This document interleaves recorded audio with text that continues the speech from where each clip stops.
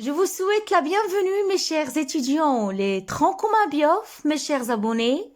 Tout se passe bien. Donc, toujours le chapitre 2, les facteurs édaphiques, les facteurs pédologiques et leurs relations avec les êtres vivants. Un chapitre qui est un petit peu difficile, ton de langage, beaucoup de termes scientifiques à digérer. Donc, cette matinée-là, je vais la consacrer à redéfinir pour vous, pour ceux qui n'ont pas encore compris la notion de la perméabilité. Pour votre information, mes chers étudiants, ce que vous devez reconnaître, ce que vous devez avoir dans la tête, la perméabilité, c'est une propriété physique du sol. Je peux la rajouter à la capacité de rétention d'eau, à la texture, à la structure, à la porosité. Donc ça, ce sont les propriétés physiques du sol. Qu'est-ce que c'est la perméabilité? Comme je l'ai déjà défini dans la dernière capsule, la perméabilité, c'est la vitesse par laquelle l'eau s'infiltre ou bien s'écoule des couches supérieures vers la nappe aquifère, vers les couches inférieures du sol. Donc, je peux la définir avec cette formule-là. Lorsque le prof va vous demander dans un exercice de calculer la perméabilité, vous devez utiliser cette formule-là. La perméabilité, c'est le volume d'eau filtré par unité de temps. Donc, vous devez connaître cette formule-là pour l'examen. La perméabilité, c'est le volume d'eau filtré par unité de temps. Lorsque je parle, mes chers étudiants, de volume d'eau filtré, c'est le volume écoulé. C'est le volume de gravité. Donc,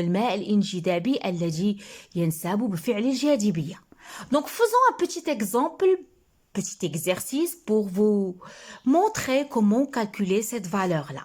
Donc là, j'en ai une expérience. J'en ai un tube ouvert. En bas de ce tube ouvert, j'en ai aussi un autre tube. J'ai versé, là, on a un tissu.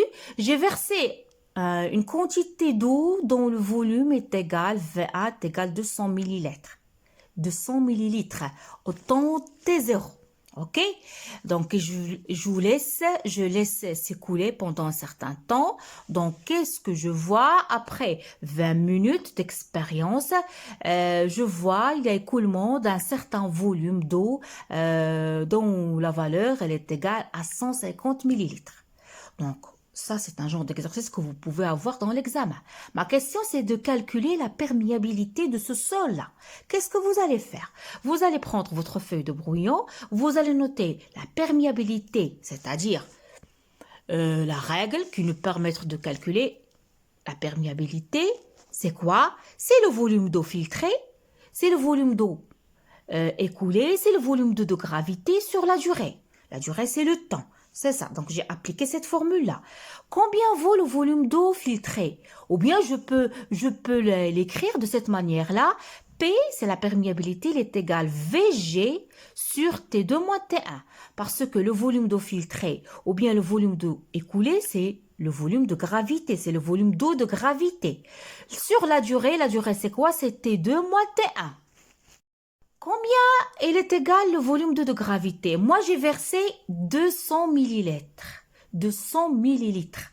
Mais combien s'est écoulé? C'est 150 millilitres. Donc, le volume d'eau de gravité, il sera égal à 150 millilitres divisé par quoi? Sur le temps. Combien le temps? J'en ai T2 moins T1. Donc, T1 moins T0. Donc, c'est 20 minutes. Donc, 150 millilitres divisé sur 20 minutes, ça va me donner une valeur. N'oubliez pas la perméabilité. N'oubliez pas, mes chers étudiants, lorsque vous calculez la perméabilité, l'unité. Donc, elle sera égale à 7,7 millilitres par minute. C'est ça la perméabilité de ce sol-là. OK? Donc, retenez, il ne faut pas oublier, s'il vous plaît, l'unité. Donc, j'espère que vous avez bien retenu la formule qui vous permettra de calculer la perméabilité. C'est quoi? C'est le volume d'eau filtré sur le temps. C'est le VG sur T2 moins T1. À ne pas oublier l'unité, mes chers étudiants. Donc, je vous laisse à une autre courte capsule. Je vous adore. Des pouces bleus, des likes. Abonnez-vous à ma chaîne. À la prochaine.